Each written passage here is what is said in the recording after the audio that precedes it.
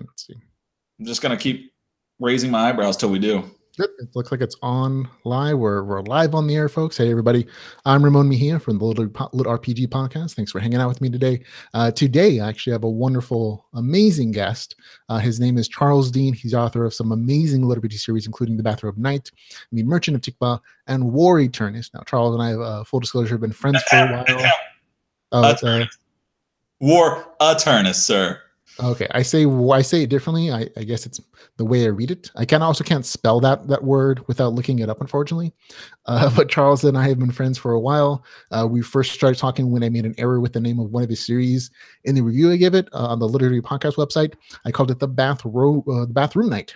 And he was kind enough to email me and point out my mistake. And ever since then, we started story building right there, talking about a plumber who fought evil would be great, but that his novel was actually called The Bathrobe Knight.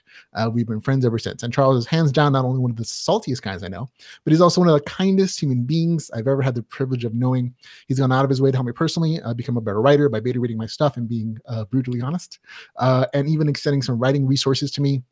And as a writer, I know he's one of the best in the community, and people really love his Liberty stuff. Everything he's published has an average review score of no less than 4 stars and often closer to 5 stars. And some of the comments from readers are like, oh, as I sat there writing this review, my own bathrobe, I must smile. This is a good read. That was a comment left as a review by Jesse. Mike Garrett said his biggest disappointment was the lack of an available sequel. And D. Miller said, all hail the Augustus, god of alcohol and bacon. So people have really loved his stuff. And so thank you, Charles Dean, for coming on the podcast, man.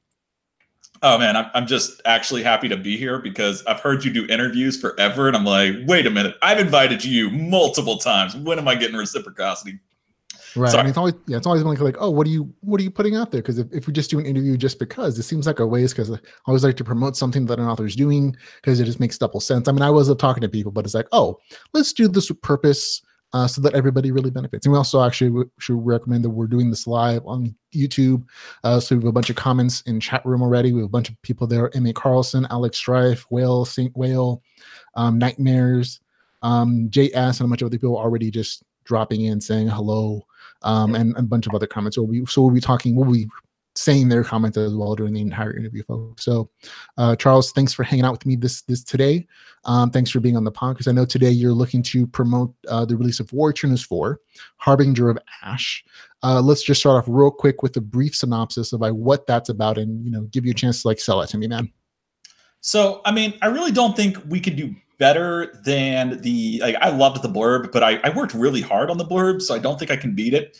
And it's just War Eternus 4 is we've taken the main character and he's just had 3 really tough encounters with different heralds. And he's had 4 encounters with different heralds, but 3 of them he had to kind of murder off, like the murder hobo he is. And it's kind of taken a toll on him. And so when he comes into the 4th book, there is a herald that is kind of trying to mess with his mind. And he's just working his way through trying to deal with a lot of the choices that end up being in front of him, where there is the right path and then there's the wrong path. And neither option is casualty free and neither option is easy. And he takes one path, which I think a few of my readers didn't like the path he took. And I respect that. But they called it a villain, but in my head, we would sit down there and I'm trying to kind of, and I know this is going to be a little bit spoilery, but I wanted each character in War Eternus to be emulative of a specific philosopher that has meant something to me. So for Lee himself, he is a mix of the nature of man and Kant's utilitarianism. And that's kind of where he ends up, just kind of his PTSD plus those 2 philosophies have just kind of driven him into some really fun choices and also explosions. Fire. Yeah, no, I always tell people, your books are a lot more layered and complicated than people give them credit for. Because I know you're a super smart guy, and I know you've read and done a lot of thinking and philosophizing, so much so that your books are really intelligent if you take the time to unpack the layers. And I'm what you're saying right now makes total sense to me, even though I wasn't aware of a person. I'm oh yeah, I guess I can kind of see those kind of things in there. And like I said, your novels are among really the smartest. It's just that most people aren't always going to get them, and the people that do are really going to enjoy a lot of those little small interesting notes. Well, one of my favorite characters in the story that I'm really having trouble with is, I don't know if you remember the rise of American pragmatism is a philosophy. Sure. Okay.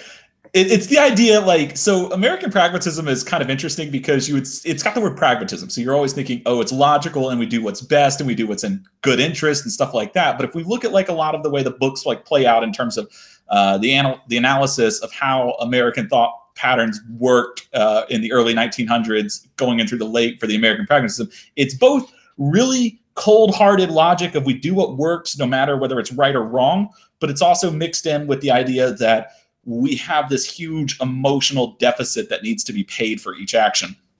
And so when I'm doing Ling specifically, she is an American pragmatist. She has the cold-hearted, they have to do what works. It doesn't matter if it's a wrong action. But then she also has the idea that each action has to be weighed against an emotional deficit that's just going to creep up and keep compiling itself. And so that's one of the main themes that really kind of manifests itself throughout War Eternus 4. And I'm hoping that some of my readers will pick up on that as they watch the arguments between Plonk, Ling, Lee, and sometimes even Bridget and Jade kind of interfering, because Jade and Dave have no philosophy centers. They're just fucking funny. Yeah, but Ling and Lee both have these conflicting ideas of like utilitarianism or Kant's utilitarianism and the state of nature, or John Locke. So John Locke and Kant mixed together for this like really pragmatic point of view, and then conflicting with what should have been the final form of it in the American pragmatism with Ling. And so you have these two characters that are like, we got to do the right thing, and this is the right thing, but they both don't want to do it for different reasons. And one of them is just kind of constantly batting at the other one. And it was one of my favorite parts of the book. Perfect. I know a lot of there have been some criticism in the reviews of like, oh, the main character taking this darker path. And for me, that was like super enjoyable to see the realistic portrayal of a man who's in power, but he's having to realize that being in power sometimes means making hard decisions or the most expedient decisions, like choosing the good guy path will get a lot more people killed in these situations than just, doing something that maybe morally gray, but has like the best cost to benefit ratio. We have a couple comments in the chat room already about Arthur saying you're going to try poor Ling crazy in your story. Yeah. I hope so. I love Ling. She's one of my favorite characters, but I'm going to say Jade she's grown on me in ways because of her just not giving a damn about reality. Yeah, and Jade is definitely a popular character, I have to admit that. Now describe Jade a little bit for people who haven't read your stories yet. She appears in book 3, I think? Mm-hmm. She appears after she appears after what I would like to call the fried chicken flight in book 3, around the end of chapter 6, coming into chapter 7. And she is essentially what would happen if you took, I want to say Deadpool, and you mixed Deadpool with a weeb, like a full weeb, and then you threw in a crazy cosplayer and added in a love-struck heroine, and you threw all of those into a pot, and then you just said, let's see what happens. Or you could just say it's what happens if you mix Deadpool with Stephanie from The Bachelor of Night, and then you just went full anime instead of video game. That would be Jade. I'll say there. I think those are nice character references. Now, before we get into any more of your series, let's hear a little about yourself, because that's what people are showing up for. They're showing up in droves in the chat room, asking questions about your beard. They thought it got cut and you lost your power of Samson, but they're also hypothesizing that it's regrown due to the power of bacon, which is a theme in the War Eternus series. So let's hear a little bit about yourself, how you came to be a writer, why you chose to be a little RPG, that kind of good stuff, man. So one of the things I was talking to Hunter about this yesterday, because Hunter is an amazing guy, and I want to just shout out to James. He's a wonderful, wonderful man.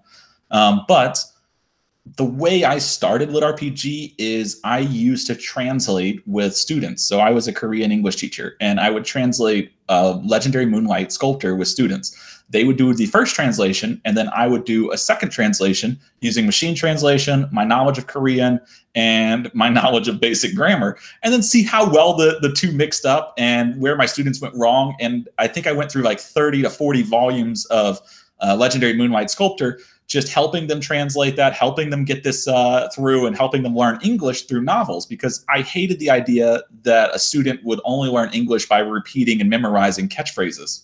So I was like, no, you need to pick a book you love, and I will help you. I will help you translate it. I'll help you make sure it works out. We're gonna make sure that you enjoy learning English.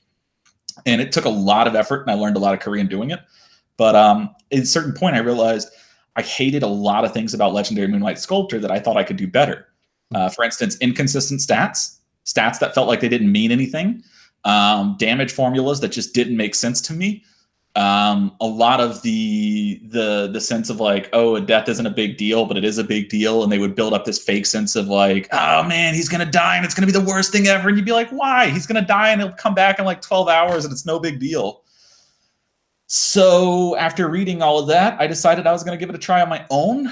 And I was trying to keep my focus. I didn't actually get started till, wait, do you still speak Korean for any reason in your everyday life? No, that's a comment from the chat room, yeah. Yes and no. I know like basic phrases still, but you lose language really quickly. So like, while I can still say stuff like, you know, how are you doing? Like, 어떻게 지내세요? Or like, when I pick up the phone, I'll sometimes say like, 여기세요. And like some Korean words, I don't use it half as much. And so I've lost like so much vocabulary, and I really need to do a vocab prep to get back into it. And one other question I'm going to answer really quick, because this keeps popping up. This is half of the length of my beard used to be. And if you don't believe me, ask anyone who met me at Dragon Con, and they will tell you it was much longer than this. Yes. At one point, I think he tripped on his own beard while he was walking down the street. My beard used to hit my belly button. Yeah. That was the point where my wife was like, you need to cut your beard. Like, look, Gandalf, we need to trim this thing. Yeah.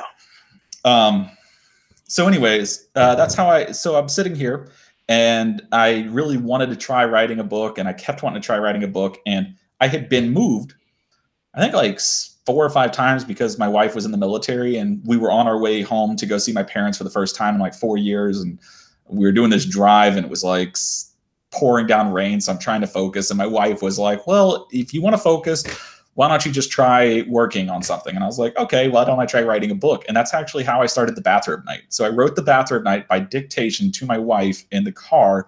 It's 70 miles an hour down I-75. And it was not great. It was pretty bad. And so I called up my buddy, and we had fun fixing it up and posting it on a blog, thebathrobeknight.blogspot.com. Does that still exist? It does still exist, because it has a lot of my copyrights, and I don't want to lose them. Like, if Amazon ever takes down my work, I don't want to be left without proof that I had published it when I said I published it. Right. So, when did you first publish that? I can't remember, but I think you're one of the first people to publish. January 2015 was my first publication date. Right. And then it came out June 2015 in terms of when the book was released. So it basically 2015, because I started writing it on the Christmas break of 2014, and I did a hard or drop post on 2014, and then I went back and then started rewriting it in 2015, and then we delayed it 2 months because I couldn't find a cover artist. At which point I found this one cover artist who I can find you guys if you need him, Marlon. He's a wonderful dude. He charges $150 a cover, and he did the covers for all my Bathrobe Knight series. And that was we finally got it out in 2015. And technically the first cover I did not get. We could not find one. And my little brother purchased the cover and found my artist. And that was awesome. Oh, look at that family helping you out. Yeah, my little brother has been supporting me forever. He shows up in The Bathrobe Knight is Alex of Stormguard, or Alex of the Stormguard Alliance. Like, he is the NPC scout who kind of ranks up throughout the book. And then he shows up in War Eternus as Lee. I named my character after him and my godfather. Oh, see, perfect. See, family just popping in everywhere. Now, you've mentioned you have a couple of the Little PG series, including besides War Eternus, which is the one that is the most recently published. You also have The Bathrobe Knight, and you have Merchant of Tikba. Can you give me a quick summary of both of those and see how they're different than this one? The Bathrobe Knight was my first attempt, so I'm going to say it's worse. I know a lot of people like it, but for me, it was just my first attempt at writing. I tried multiple perspectives. I didn't do it well. I tried doing a few other things, and I just, every time I tried to do something on the Bathrobe Knight, I would find where I made mistakes. And then when I wrote War Eternus, I found more mistakes. Specifically, the first chapter was just terrible in War Eternus. Like the first 3 chapters were just like, it was really rough. And I think I've definitely gotten the hang of it. But Bathrobe Knight was basically my rough draft. It had a lot more what people would like to call campy. I like to call it just Monty Python style humor. It's got like immature stuff going on. It's just me and my buddy were having a bunch of beers and drinking, or we were drinking beers and eating fried chicken and just typing out for fun. Right, and that one's more of a trapped in the game little RPG story, like a little more traditional. Like he's trapped in the video game, and he gets this unique race, and he goes on these adventures, and he builds a community and a kingdom, and he has these big epic fights sometimes. I think that's And then the Merchant of Tikpa is 3 separate stories. The third Merchant of Tikpa hasn't been published, and I don't think it will get published. I'm gonna hold it back because the Merchant of Tikpa 1 and 2 did not sell well, and I don't want to put a lot of effort into the cleanup and paying the editors, because I feel like the editors will cost me more than the book will net me. And I'm just going to be honest there. Like if you have to pay more for editors than the book is going to make you profit, you just kind of hold it back, and you're like, that's not worth it. But the third Merchant of Tikpa the first 3 Merchant of Tikpa, or the 3 books of Merchant of Tikpa were based on 3 of my favorite Shakespeare plays, and they're based on the first one being The Merchant of Venice. And then the second and the third one, well, the second one's coming out on Audible, so let's see how many people figure out which Shakespeare book it's based on. You'll love it when you figure it out. Now we have a question from Donnie saying, did you ever go the Royal Road route? No, I published always on Blogspot, and I had a lot of help from the wonderful people over at Gravity Tales and Wuxia World and Jaws Translation. Forget what it was. Okay. Yeah, so I had help from several friends who already had established websites, and they helped me get going. And I didn't need to do the Royal Road route, so I did goof off on Royal Road Chitango all the time, so that did happen.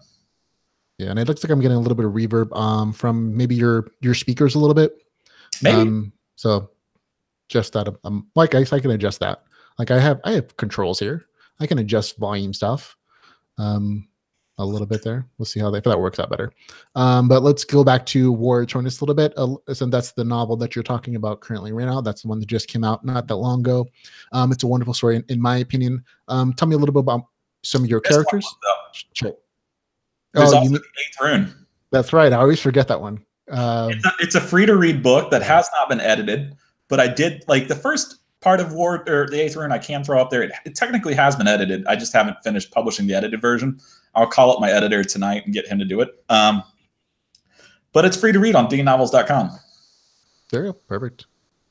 So that's there as well. So you talked a little bit about some of your main characters, War Eternus. You've talked about Lee, you talked about Jade, you talked about Ling. I haven't heard a lot about Miller though. I know Miller's a favorite character in that story. Is there a philosopher that he's based on? Miller would not be based on a specific philosopher per se. He is definitely based on what I like to call my years and years of playing video games online. And there's that paladin character that's just obsessed with stuff. Like Miller is the embodiment of violence escapism, and I love it. Like the idea that life hasn't dealt you a good hand, and so you accept a role that you're not necessarily wanting to take, but feels comfortable because doing that role creates a cathartic release to deal with emotional stress. And as you read in book 2, you start to understand what his emotional stress was and why it manifests in the way it does. And he's just a really fun character once you figure him out and once you understand him. But another problem with him is that type of person is so simplistic that it's really hard to build character arcs around him. So he ends up taking sort of a back burner by the time book 3 and book 4 appear. And he's no longer a predominant feature, but I still like him a lot. You know, a lot of people love him a lot. I think just in the comments in the live chat, they're like, Miller! And that's mostly because our friend Jeff Hayes does the audiobook narration. I think he does an Arnold Schwarzenegger voice for that particular character. And so he has a very distinctive voice for people who listen to the audiobook version of that novel. And there are plenty of people who are saying, Miller is my spirit animal. And they love Miller. Keegan Hall asks, what about Dave? Where did you get Dave from? Dave. I got Dave from Dave. Oh, there you go. If you've ever met Dave Wilmarth in real life, he is a cantankerous, lecherous old man and one of my favorite people to talk to, which I need to stop saying that. Not that Dave is one of my favorite people, but I for some reason, every time I mention somebody, I'm like, that person's my favorite person. I'm like, wait, that's losing its value. But Dave Wilmarth is one of the most hilarious, accidentally hilarious people, because he says lines that I don't think he realizes are as funny as they are until after he said them. And then you're just laughing on the side. You're like, yes, that was priceless. And I tried to capture him and then twist him to be even more lascivious than he was in the book, or I mean, in real life. And I think I nailed it. I don't know if I nailed it, but I think I nailed it. I think most people really enjoy Dave and his personality, especially as he's become a more prominent character in like books 3 and 4. Like he's really somebody like, oh, he has some very interesting lecherous viewpoints. And like, oh, that's really fun. But talking about where it turns into, I want to give like a quick synopsis of it for people who are interested in getting to it. I would call it a transported to a RPG world where the main character Lee is grabbed against as well to kind of participate in this god game where the main character becomes a herald. He becomes an agent of a certain god of crafting and beer, and he's supposed to compete against other agents like him, and he'll either win or he'll lose. And that's kind of the big story arc of him competing and fighting against other characters, but also like this nice fantasy community building world eventually. And there's lots of good action and adventure and stuff, so for people can kind of get their teeth in. Again, if you're a deeper reader than I am, you get some of the philosophy in there, and you get some very interesting character development in it as well. So great stuff all around. Do keep in mind, though, that Lee is going to be hypocritical throughout the book to small degrees because he's still human. Yeah. And I hate reading books where the character is constant all the way through, because people aren't constant. So why would any character in a book be constant? Yeah, no, and Lee is definitely one of in my opinion, one of the characters that I've been super fascinated with his character. So in book 1, and again, this is mild spoiler, folks, if you haven't read the series, but we're not going to get too deep. But in book 1, he's kind of a wimp. He's very much a man of the modern world, where violence isn't your first solution necessarily, and we're not all used to murdering people, that's for sure. And so he's literally dropped. The first thing he does, he's dropped in this fight with the zombie, and he doesn't want to get hurt, and he doesn't understand like the consequences of combat and what it really means to fight to the death. And that's where he starts out. He's kind of a wimpy character in a lot of like ways. And as you get to book 2 and book 3 and now in book 4, you see like his growth, not just in combat and magic and crafting, but you also see his growth morally, like him adapting to this medieval world where murder is constant, nobody's life is fail safe, that there are really bad people who abuse their powers on a regular basis in this huge conflict between demigods essentially and gods. And it's just like this fascinating arc where he just becomes more and more at this point morally ambivalent, willing to do like what he would in book 1 would have considered terrible, horrible things that he would have imagined himself doing, because they in practical terms mean saving the people he loves, his communities, his team members. And I think that's a very interesting journey that you've taken that character on. Yeah, let's go with that. That sounds awesome, bro. I like what you did there. I mean, I was just going to continue talking about the libidinous ribald that is Dave, but yeah, we can talk about Lee. Wait. Well, hold on. He's the main character.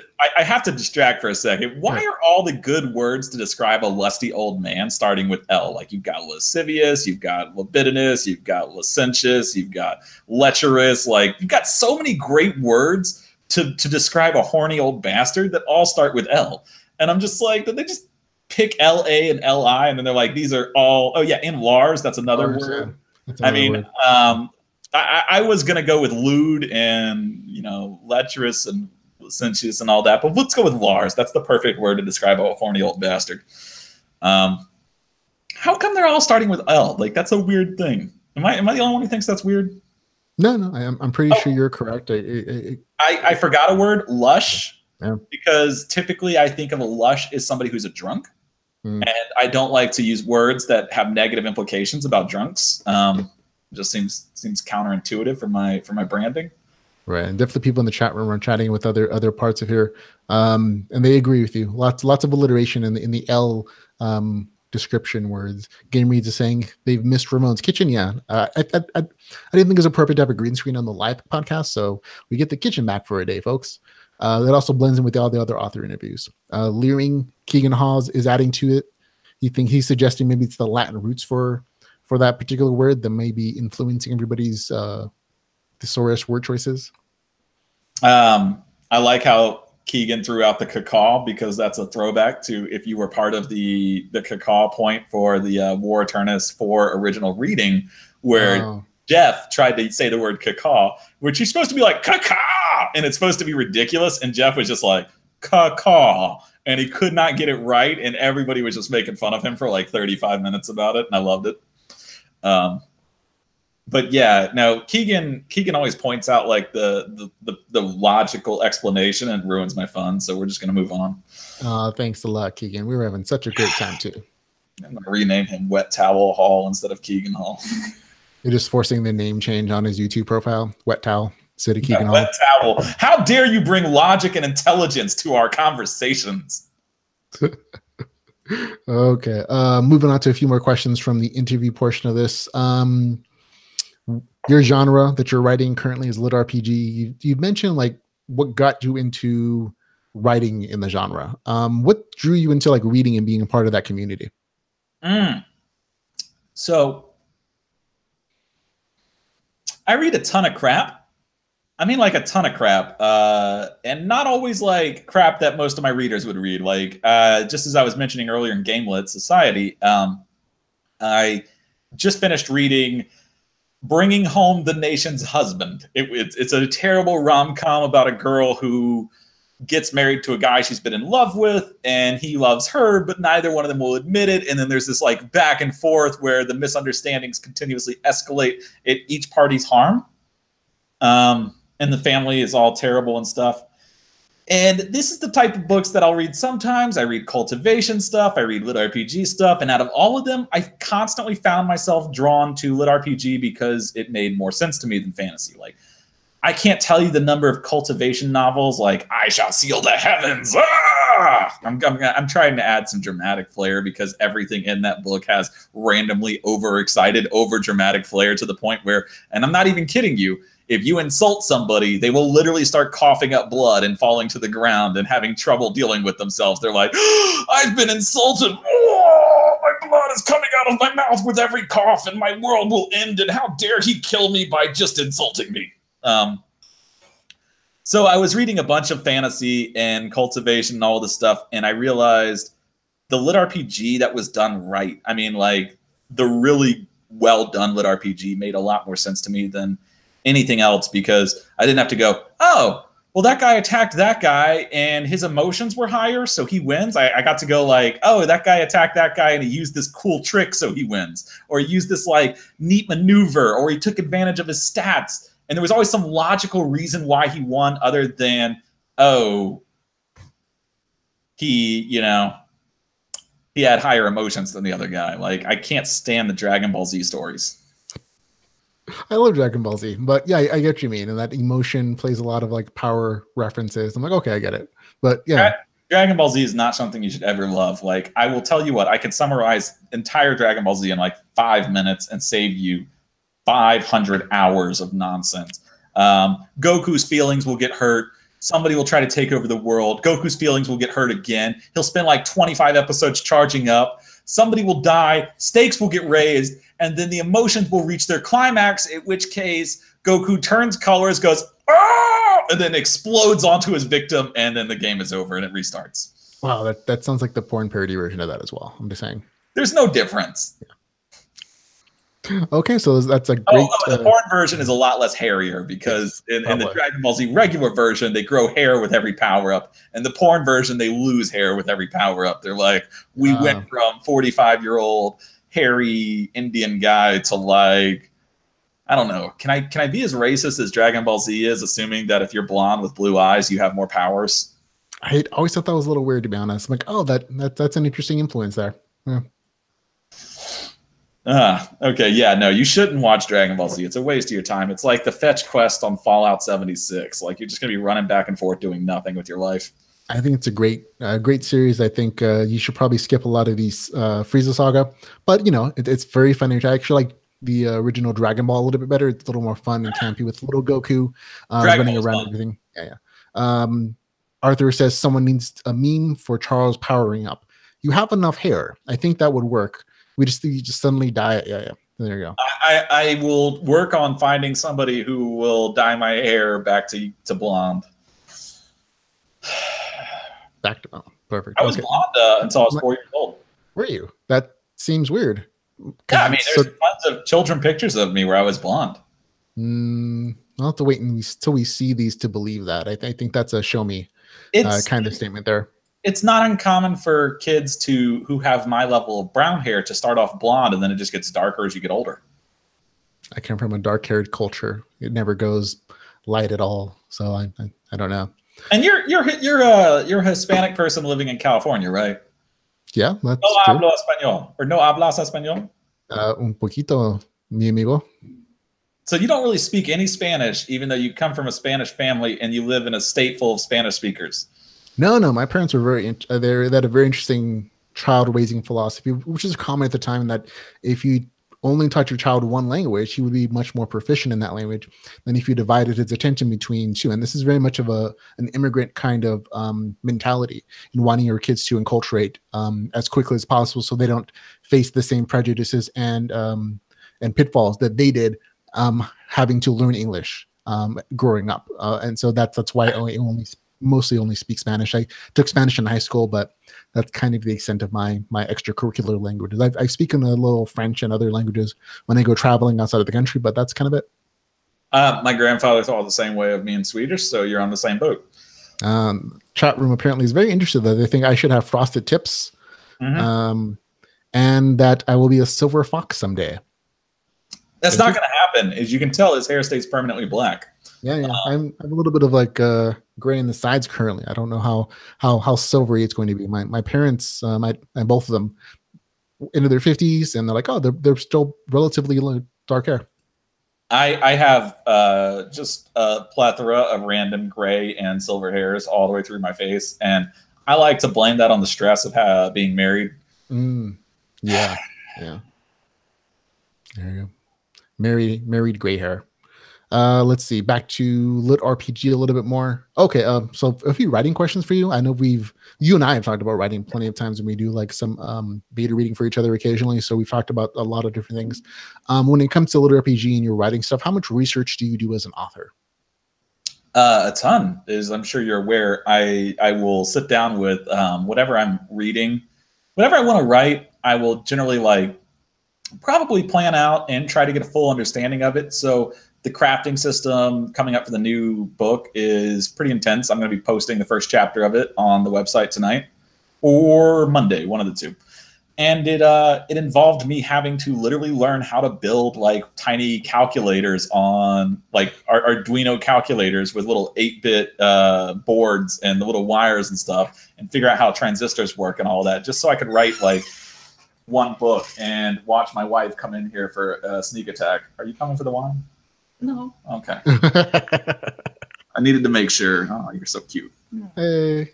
Hi, how's it going? Good. How are you? Why I have gray hair is because I'm always stressed out about making her happy. That just should be a great thing to be stressed out about or worry in your life. Oh, she's the best. Yes, she is. I've met her. I agree. No. Okay. I was talking about how research I do for books and stuff. And she has to deal with all of the aftermath, because when I'm researching something, I get really excited about it and talk to her about it for hours on end, and she tunes it out. She's like, blah, blah, blah, blah, blah, computer stuff. Writing I didn't marry a hardware designer. I'm trying to play a game. Yeah. I love you, dear. I love it. Look at that, folks. A great insight into the married life of Charles Dean that you probably were never going to get to see otherwise. So when you were doing your in-depth research on transistors, but at the same time you're building that new computer? Actually, my new computer is what inspired me. See, there you go. I always like that. I built and designed this beautiful new computer, which I would show you guys, but the jealousy would be too much. It lights up. It has like a liquid cooling. I think it also goes 0 to 60 in 3.5 seconds. It does have liquid cooling. I went with the all-in-one thermal. What is it? Thermal. I forget what they call it. It's hold on. They have like some fancy brand. It's not the Corsair. Thermal liquid cooling. I gotta type this up. Thermal Take. That's it. Thermal Take. Man, I was stumbling on it. So I got the 3-fan extended radiator all-in-one RGB lighted thermal take liquid cool. There's Keegan. It's like Thermal Take. He named it for you.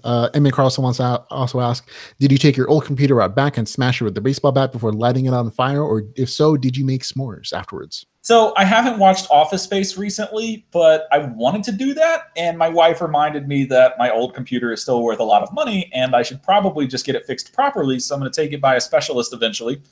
And I'm going to have to get it fixed. And then I was going to send it to one of my buddies who is a avid reader of everything in Lit RPG, but he already got another computer, so I don't have to worry about that. I was stressing because he's been a fan of mine for a very long time, and I was worried that a situation had depleted to where he couldn't even play a video game. And I was like, man, that is terrible. I got to hook you up. I've heard that too. Like, oh, your computer just like slowly like loses its game playing ability. You're like, oh no, I need a new one. Yep, that's the curse of like being part of the PC master race. Yeah, so I'm actually going to have to take it by a specialist, and then I think I'm going to give it to either a family member or a friend or something, just because I'm not going to use it. So why not find someone who will? But it's worth a lot, so why waste the money on toasting, or why toast it when somebody else could use it? So yeah. Right. I say just take the old case and put a bunch of like explosive things and film it. It'll be nice promotional work for the explosiveness of your Lex book. That stuff bothers me so much. I love blowing stuff up, but I'm not an environmental nut, but I hate wasting materials. I have a very it's cringy when I see something like that's worth thousands of dollars being destroyed where it could be either given away or something. And I'm just like, I get that you're doing it for views or whatever on YouTube. But to me, I'm just like, you realize that is worth more than some people's paychecks for like a month, and you're just toasting it in like a minute. And I just want to stab you for that because it's so wasteful. It's like other people could use that. Be generous. Don't be that guy. I think the chat room is like he actually cringed when he said that. Yeah, it's cringeworthy. I want to ask you a few questions before I get them from chat room. Someone asked earlier, do you plan on translating your work into anything other than English at some point? Yeah, we talked about this just today. Ramon and I did. And I plan on getting I want my works translated, and I've talked to some people about French and Russian, and the next language I really want to tackle is not Japanese, because Japanese people hate Americans. So why would they read like anything in American or from America? But either Korean or Chinese, because even if like only 5% of like a standard market in China picks it up, that's still a huge amount of people. And I love Chinese work, so why not try to share mine with them? Of course, they hate Americans, so that might also not work well. And remember, folks, the views of Charles Dean do not necessarily represent the entire Liberty podcast. Just a disclaimer. I mean, I'm not lying. Like, have you ever read anything from China? They're like those damn, like I read Chinese novels all the time, and I have to like stop myself every 5 minutes when they're like those dirty white people, and I'm just like, it's just a novel, Charles. Move on. Again, I haven't read the novels you read. I can't speak to that in any way, shape, or form. I'm going to assume that everybody in the world loves everybody. I think that's a wonderful view to write from. That's a terrible view. That's just ignorant. Who the hell thinks everybody loves everybody? If everybody loved everybody, we wouldn't have the issues we have today. Like, we have societies literally built on the destruction of other societies. Okay, I live in a My Little Pony world. I'm hanging out with my nieces too much, watching too many Pony high school commercial television shows, I guess. There you go. Care Bears. That's right. Yeah, that's what Chet Sember says. Ramon is such a Care Bear. Oh, I just saw that. Chet, good job. Well done. Fucking Care Bears. The power of love. Dun, dun, dun. Yep. There No, you go. actually, War Eternus does tackle this issue a lot. It's that if you look at human nature, it's pretty freaking despicable. It is cruel. It's awful. And I'm not saying that like all of people are awful. If you take 100 people in any population, I think like 80 of them will be great. But how well those 5 to 10 that are super awful can convince the other 80 to like behave, it's kind of like it's pretty bad. Like they have the what was the passport scam all the way through the Middle East, where people were holding passports of their like they would hire people from the Philippines and they would hire people from India, and then when they got over there, they would just take the passports and then force them into indentured servitude and slavery almost, just because they couldn't do anything. They were stuck in that country. They were stuck without the ability to get another job, because without your passport, you couldn't apply for another job. You couldn't go home. You were just essentially an indentured servant or a slave. And this was like considered common practice for like 50% of the wealthy people in these countries. And then that's not even going into like the 1.3 or 1.4 million sex slaves that we've actually accounted for in the world. Like it's not a pretty world. Not everybody loves everybody. And the Liturgy podcast took such a serious turn. It's usually not the case, folks, but it's okay. We're free to talk about anything we like here. Lots of folks in the chat room are definitely commenting on how horrible human nature is. Things happening in America.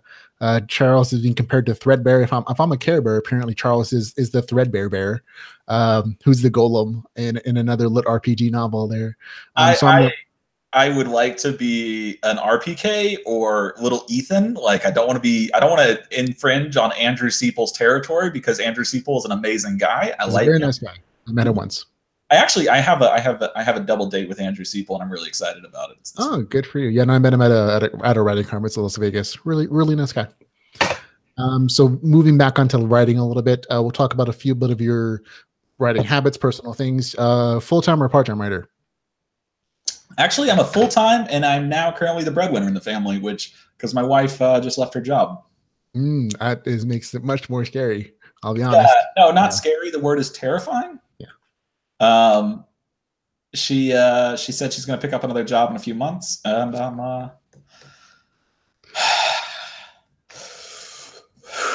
there we go, folks.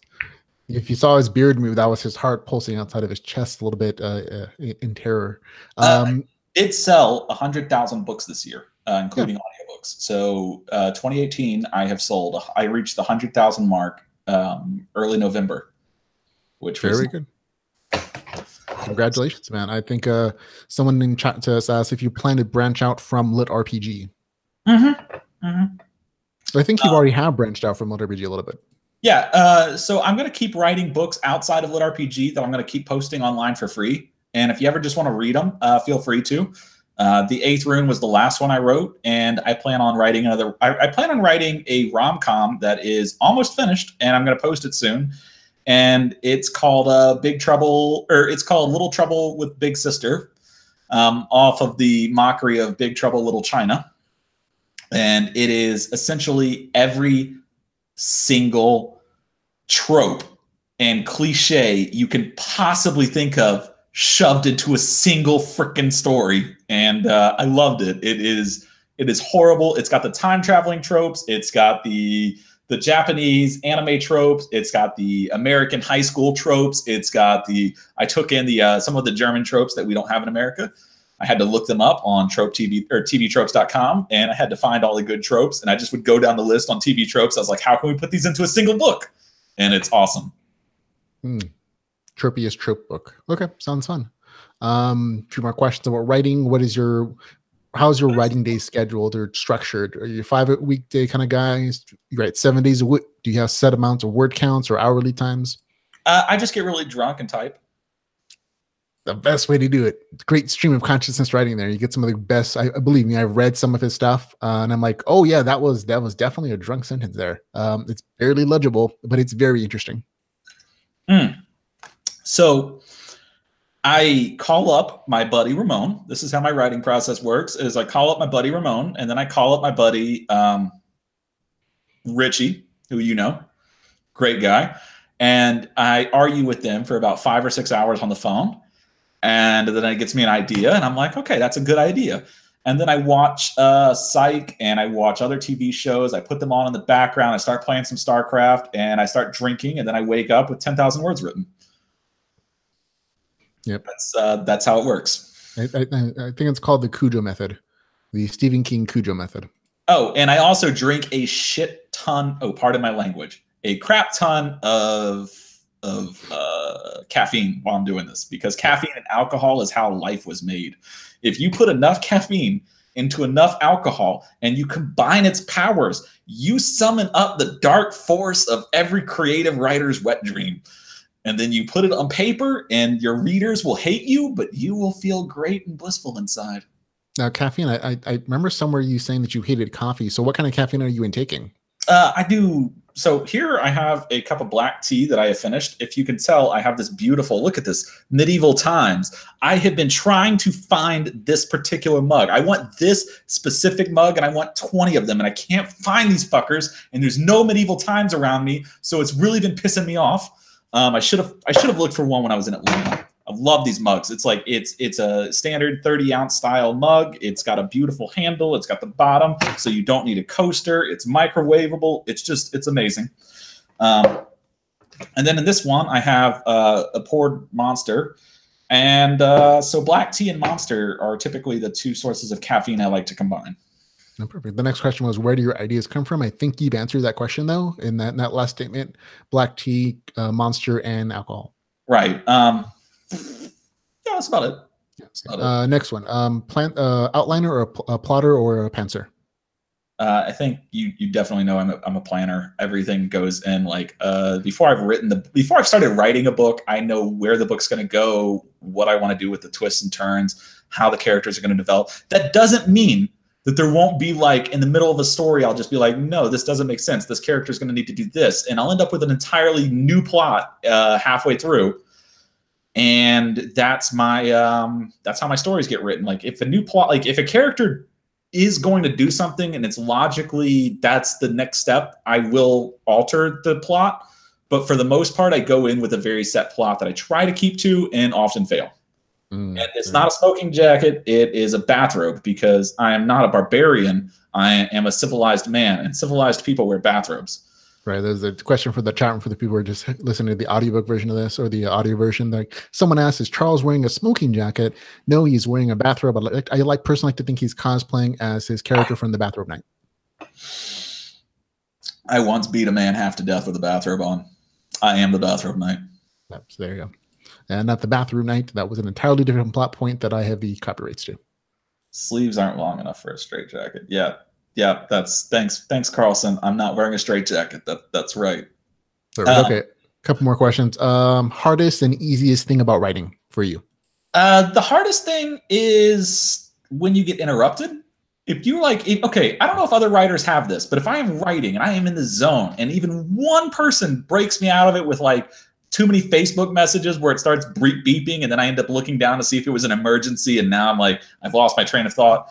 Or if like my wife walks in, or like my family members call, which wait, they're not going to listen to this. Yeah, I totally ignore them half the time, but the sound will interrupt me. I had to think for a second. I'm like, wait a second. Will my mom actually listen to this? No. It's like, which podcast is this again? Yeah. Which want to throw something out there. The reason all of my books have incredibly PG-13 language is because my mother said if I ever wanted to be a writer, I needed to make sure I didn't cuss, because cussing was the tool of an incompetent writer. And so all of my books avoid cuss words whenever possible. But when I'm writing, if anything interrupts me, that is the hardest moment of writing, is to go from out of the zone to back in the zone. It can take an hour, it can take 2 hours. When you are writing, you need to be distraction free, and even a 5-second interruption can cost you an hour. Right. I think you still include euphemisms and expletives. They're just fantasy versions. I think we were just talking about an Irish where there was like 27 letters long. It was like slash the Babelberg or something. Are you talking about the word? How do you say that again? Oh my God. Yeah. It was something you try to get Jeff to read for word turn is for. Markel Samplegar. I don't even know how to say it properly. I can say it when I'm sober, because I had a Gaelic coach help me out with the pronunciation. but it is a very long word. I'm going to post in a chat really quick, and it essentially means giant sky hunter. It has a very specific meaning that I hope people appreciate if they ever figure it out. All of my words have like very specific meanings, and they're not just random words. And I love the fact that a lot of people are going to think they are. They're just like, oh, that's a bunch of random letters. I'm like, nah, I got you, son. Do your research. No. Every time I've read one of your books, there's at least 4 or 5 words in that I have to look up on dictionary.com or something. What does this mean? I don't know what this word is. So it's like every one of your books is like an educational experience into expanding my vocabulary. What was the one that you had trouble with on book 4? I know it started with an S. It could be any number of words, man. So there you go. How long on average does it take you to write a book, man? What was it, sedulous? It was sedulous, wasn't it? You remarked it. You highlighted and you were like, I had no idea what this meant. And I was like, how do people not know what sedulous means? It's a very common word. How long does it take me to write a book? It used to take me 3 to 4 months. Lately, if I actually kick it hard, I can generally write a book in about a month, which is what I'm going to try to do. Is I want to release 12 books next year. So that'll be fun. Wow, that is super ambitious. I got to applaud you if you get anywhere close to that. Yeah. I've been challenged by several people, and I'm going to go for it. I get to start this year, and so I have a little bit of a head start, like a little bit of a day's swing. But if I write every day, I write, and I actually sit down, I average about 2,000 to 5,000 words. So anywhere between 60 to 150,000 words a month is where I'm going to be at, and so it shouldn't be too hard. It's just building up the habit of sitting in front of a computer and writing without just researching, because I get lost in research so much. I just totally cannot stop myself from just staring at like fun research items like, oh, what is this mythological creature in Ireland? Or, oh, how do you build this computer? And, oh, let me watch this video on how swords work and so forth. Like, I think I watched like 19 different sword stance video tutorials all the way to the end last month, and that was not fun, but it was also a blast at the same time.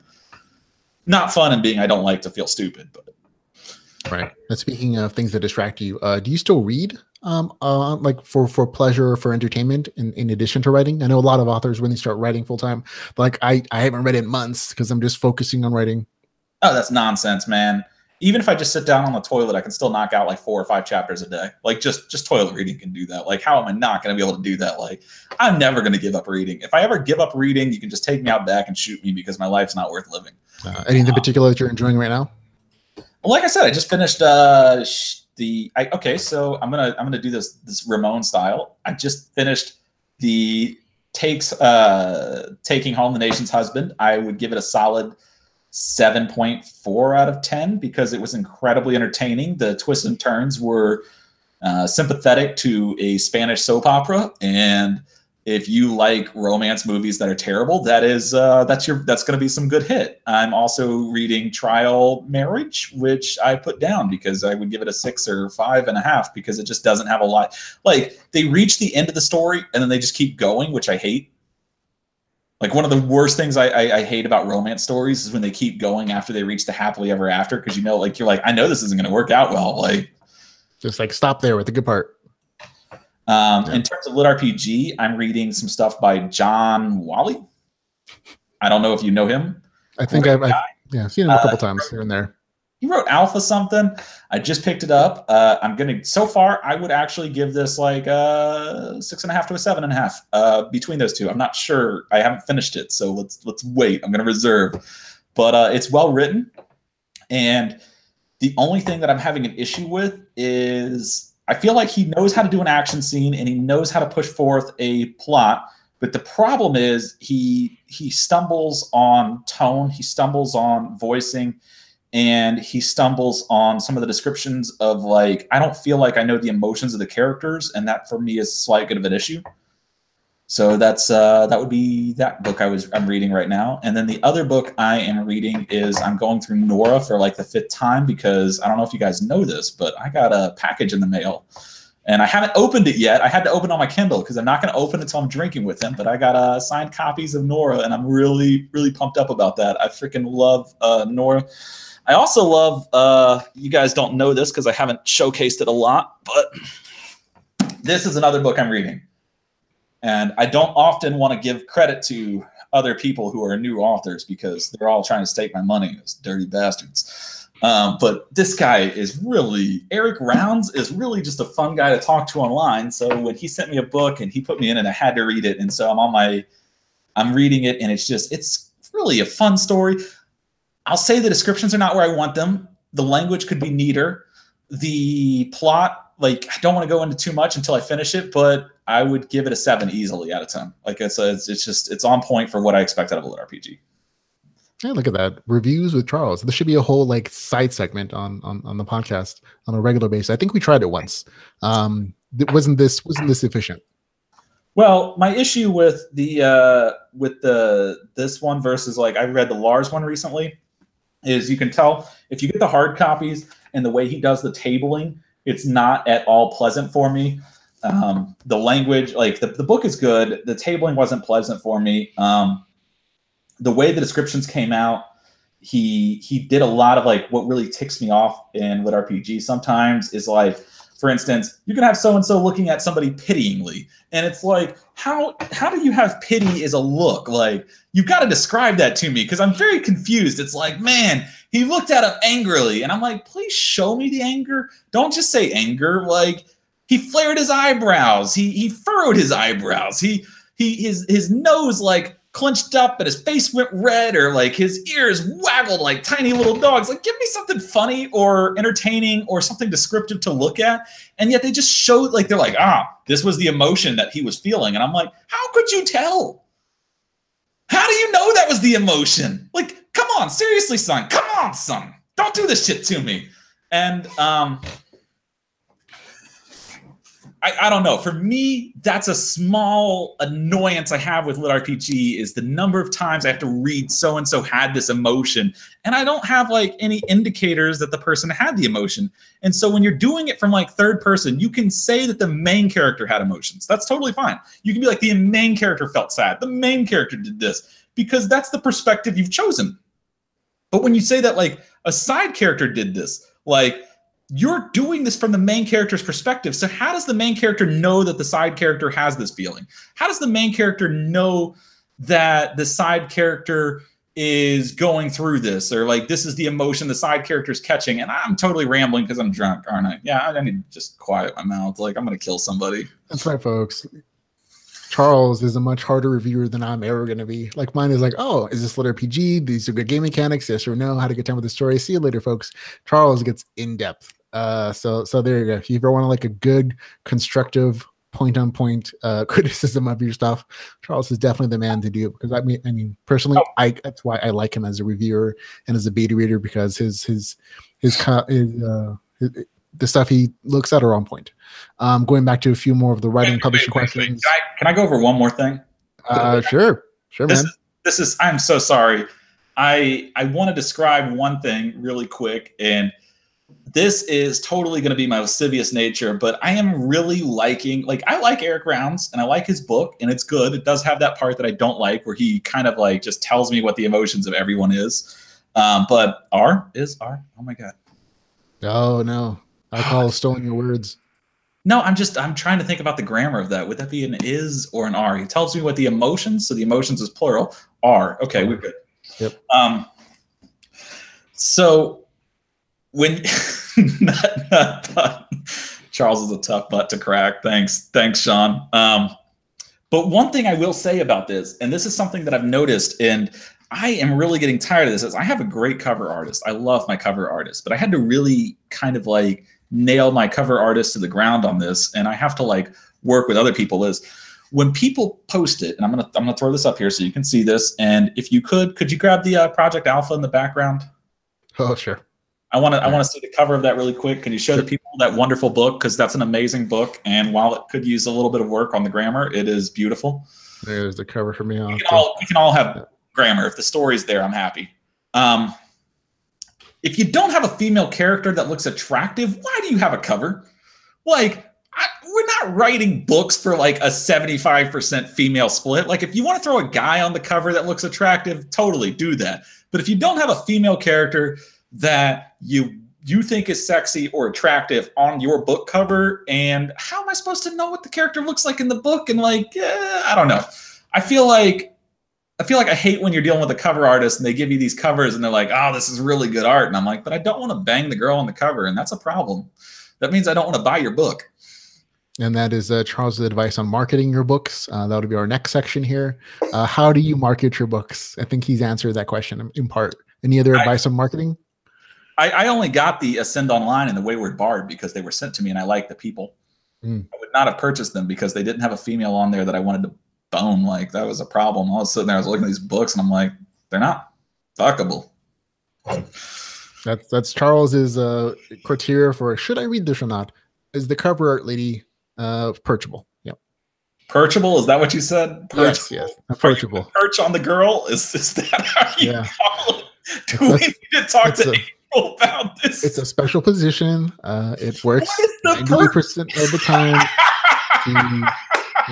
to impregnate. So I know I've been trying for a while. So there you go. It's successful. Have you successfully perched on her eggs? Yeah.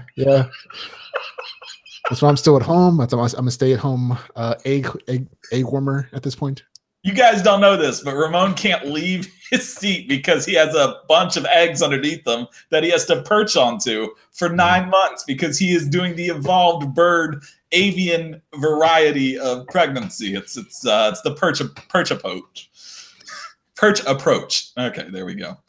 So any actual advice for either writing or marketing? I think I know you've always self-published. You've never tried the traditional route. So we'll skip some of those questions. So any advice on marketing or on publishing? Love your fans. That's it. I mean, I don't know a reader I have that I don't really like. There's never, like, for me, every time a reader comes up to me, I am super pumped. Like, it's like the happiest day of my life. I'm like, yes, there's another reader who doesn't want to stab me in the throat for writing a bad book. And you know, I feel like if you love your fans will reward you. Like, your readers are the people who write your paychecks, and your readers are the people who share your interests. Like, you wrote this girl and she's your baby and she's everything that you put your heart and soul into for like God only knows how long. So when you write it and they love it, like, they're basically loving a huge part of you. That's your existence. It's like if you got a child and then that child like had a bunch of fans, like, that's what writing a book is. You know, you've made a child and it has a bunch of fans. It's an intellectual one. It's not like a tangible child in the sense that we think. But this seems kind of a creepy analogy. I'll be honest. Your child has fans, but go on. Well, I mean, it's like, I don't know. For me, every time I see somebody say my book is awesome, I get really, really, really excited about that person. So I try to promote their stuff. I try to work with them. I try to do everything I can to help them out because them liking my stuff is the greatest compliment I could ever have. And as a result, when I release books, they help me out. And that's about all I can say to it. I don't know if I'm going to be in this job in a year or if 2 years from now, the market saturation is going to push me out and I'm going to have to go back to consulting full time again. But for the moment, I am just really happy to have people who are excited to see my work. And as long as the same number of people that are excited to see my work this year exists next year, exists the year after, I'm a blessed man. So I'm just going to keep taking care of them. Perfect. One more comment on just getting book reviews. That for a lot of authors, that's one of the harder concepts of publishing. You can write your thing, it can be really well done, you can have great cover art, but once you publish it, it kind of goes out into the wild. And there are some people who do special things to get attention to it and to get those first reviews and those first purchases. Do you do anything special in that regard? I can't legally answer that, but okay. I got named the self-publishing whore for a reason, so you know, it's what it is. Oh, there you go, folks. That's sort of an answer. There we go. Let's see, anything else you want to talk about writing-wise that you want to include? Any special deals you have planned at this point to help promote War Turners 4 that I'm not aware of? I have made my books incredibly cheap and nearly free for all of their existence, and at no point do I feel like I've ever charged somebody a significant amount of money per word. Like, my books are about $4 and they average between 140 and 150,000 words.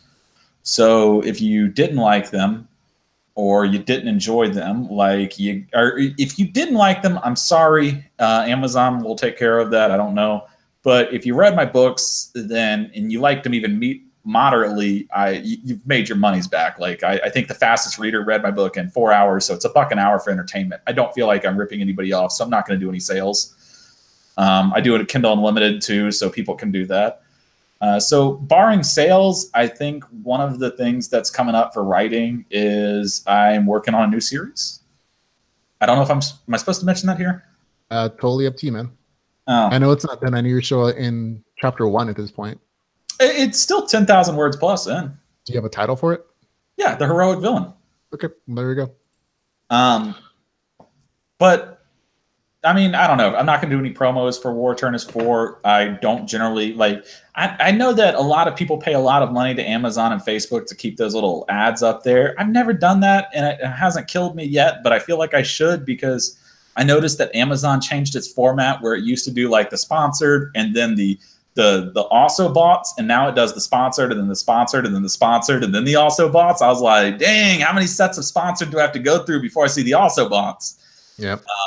So I know Amazon's formula has really changed, and I think that's going to hurt my sales in the long run if I don't try to capitulate. But considering Amazon already takes 70% of my money or 30% of my money, I don't want to give them like another 10 or 15%. Like I just kind of want to keep that ratio as small as possible, if possible.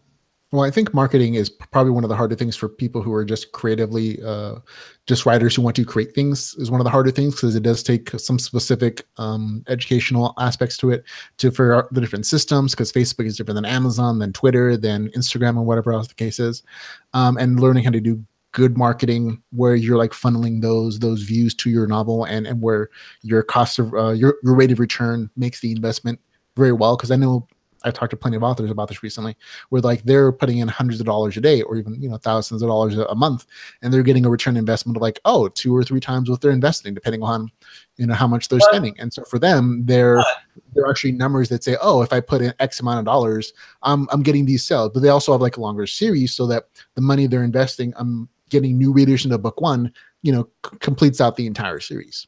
So for me, I would normally agree with you. I would normally sit down and say, yeah, you're absolutely 100% right. But what that is missing out on is a lot of the marketing for Amazon, and it's why I've been really reluctant to get into it, is it's a game theory in interception. If both players don't market, if both players step back, then Amazon's also bought engine will market both players at an even rate. So you end up with Amazon trying to encourage you to turn on your ally, so to speak, turn on your fellow writer and be like, your stuff isn't good enough, and I'm going to pay hundreds of dollars to make sure nobody sees your stuff. And that's what you're doing. You're paying a ton of money to make sure that no one else sees this person's stuff. And I mean, I respect that, and it does get you some sales. And I've seen these people hitting like top 1% and like, the top like 100 authors and all. But it's a quick burn. And I'm wondering if they just sat there and didn't do that, if over time they wouldn't still make those sales, because it's not like the market's going to disappear. It's not like the readers are going to just fade out of existence if they don't see your book the first 5 minutes. A lot of times, especially as I've seen with audiobooks, is like my books typically don't do super hot the first month, and they just keep going. Whereas I look at other people and their books don't do super hot the first month and then just peter out. And I'm wondering if they're paying a bunch of money to get the early readership. And then as time goes on and we hit the dry spells in March and we hit the dry spells that come up in mid-June, if the readers that they're paying for heavy amounts in the current month wouldn't still be there waiting for them in March, and they wouldn't still get the sales, and they wouldn't still get the word of mouth going on. So it's kind of one of those things where you're paying to screw the other authors, and Amazon is the only one who's technically benefiting on the large game theory market of it. Like if both players did nothing, then both authors would walk away with a larger percentage of the pot. But because one author pays and the other author has to pay, and then they both end up losing. Right. No, definitely. Sometimes advertising feels like pay to win. Without a doubt. I can definitely vouch for that particular feeling there. Have a couple comments from the chat room that we'll talk about it real quick. Let's see. And before we get into more comments, at this point, questions from the audience. So anybody who has a question in chat room who's live, please drop your questions. I'll be asking them. One viewer says, by the way, any idea when the audiobook for book 4, I'm assuming War Eternus, will come out? January. It'll come out January. The reason it's going to take a minute is because right now, as we are speaking, Annie and Jeff are having mad, passionate sex in their theater. Oh, I'm sorry. That's just what we hope they'll eventually do. I'm sorry. My bad. Jeff told me he was going to watch this, and I'm still wondering if Jeff is ever going to hook up with Annie. Like, am I allowed to ask that in a giant interview with a bunch of people watching? This is like an official interview. That's your choice, man. We can always edit this out later, I suppose. No, don't edit it out. Leave it in there. Okay. Jeff, you need to hook up with somebody, man. Like, come on. Hey, Jeff, I love you, man. Want the best for you. So yeah, that's a thing, man. So Gerber Wathrig apparently is disturbed by the lack of your bed being made. He says, make your bed, Charles. So yep. I was too busy cleaning up like other stuff and paraphernalia. Oh yeah. Oh no, guys, you have no idea what was in that room before we hit the live button. There were just things hanging out everywhere, weird contraptions left and right, blow up things of various sizes and shapes. Man, this is the cleaner version. I've got 7 blow-up dolls that I had to stuff in the closet. When you open that closet, they're just gonna all pop out. Yeah, it's like a big. It's like one of those clown cars. Only it's his closet and a bunch of dolls. Yeah. Let's not forget the Siamese twins I had to hide under the bed. If you listen carefully, you can hear their moans. Like, help me. No. You can't hear them. The gags work. Oh, there you go. Okay, let's see some questions from the audience. We have Justin Barber who left some notes, and we have actually grabbed some questions from the internet, a bunch of places where we like put up advertisements for the podcast on various Facebook pages. Some people did drop some questions in there, including Justin Barber, who asked, he wants to know if Lee is a use all his potions right away kind of guy or a hoarder, because he says both at different times. He is both. Honestly, Lee is, as I mentioned earlier, still a human, and humans are contradictions. Like, I don't know if you guys have ever been married and had the issue with your wife remembering what you said like 4 months ago about a subject, where it's like, I tell my wife, I'm like, hey, I think this should be the case. And then 4 months later, I say something different because I'm a human being, and depending on mood, time, information, and whatever the heck's ticking me off, my opinion will change. Well, my wife, she's not hysterical, she's historical. She'll just be sitting there and she'll be like, well, Charles, on the night of March 14th, 2016, you said, and I quote, blah, blah, blah, blah, blah. So now that you're saying it differently, I don't know if I can trust you. And I'm just sitting here like, honey, fuck off. Like, I can't believe you would say this shit. Like, don't bring this up. Don't bring this up. I don't want to be quoted with my own words against me. It's like every time I see a politician who says something in like 2016 and they quote him differently in 2018 and they're like, clearly he was lying. I'm like, no, he's just me.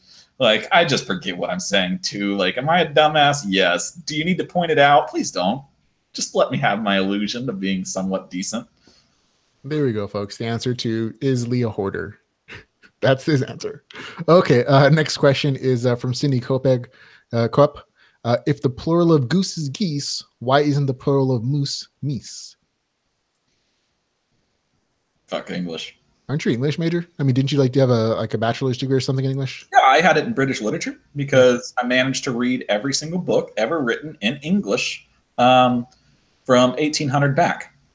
I stopped at 1800 because the age of sensationalism with that Jane Eyre or Jane Austen bitch, God, awful. Pardon my language. Card in my language. I need to tone it down. That awful wench of a woman and her terrible, terrible writing ruined my love of English, and I had to stop reading after any book written after that period of time. Well, there you go, folks. That's why. Dave Wilmarth asked, ask him why he sacrificed half of his beard power. Because even with half of my beard power, I am more beard than any other lit RPG person. So there's that.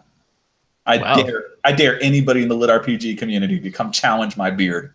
Well, throwing down that beard tower. I want to say that I met some authors who had some very magnificent beards at a conference in Las Vegas recently. But did they beat this?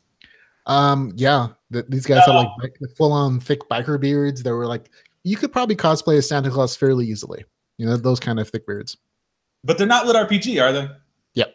Yeah. I don't believe you. I need to see the pictures. I've been to the conferences. I went to Dragon Con. I've been to 2 conferences, and I've yet to see a lit RPG person with a better beard so they can all bring it. Yep, I think we're gonna have the beard wars at the next Dragon Con, where it's just like a bunch of lit RPG authors just beards fighting each other. I'll do a whole like wraparound video of these fights. I think it'll be amazing. Didn't he just condemn his own novels? Yes, my novels were written past 1800, so they're terrible. You should read them to study how bad they are, and read them over and over again after purchasing them each individual time. Yeah, Alfred in chat room says goatees beat beards. Lol. No, goatees are like no. Baby beards. I mean, every time you see a jerk on TV, he's got a goatee. Every time you see like a villain that doesn't make sense, and he's just a total something nozzle, he's got a goatee. And then you're just sitting there and you see all of these goatees on terrible people in TV and movies and pop culture, and goatees just like in real life, every time you see someone with a goatee, you're just like, why would you do that? And then at the end of the day, like, people have been exposed to this much awfulness behind people who wear goatees, and they're like, you know what? I'm gonna get one. That seems like a great idea. It seems like that's my role model move. And I'm sitting here like that's like watching World War II and being like, I want to get a Charlie Chaplin mustache. Like, really?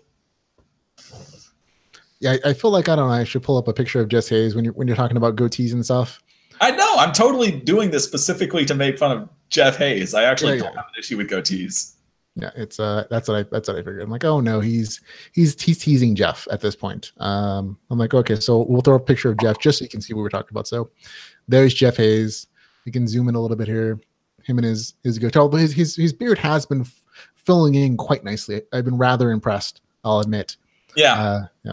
He's no longer got the same goatee he used to have, but I used to love teasing him about his goatee. So every time somebody brings up a goatee and I know he's watching or potentially watching, I like to make fun of it.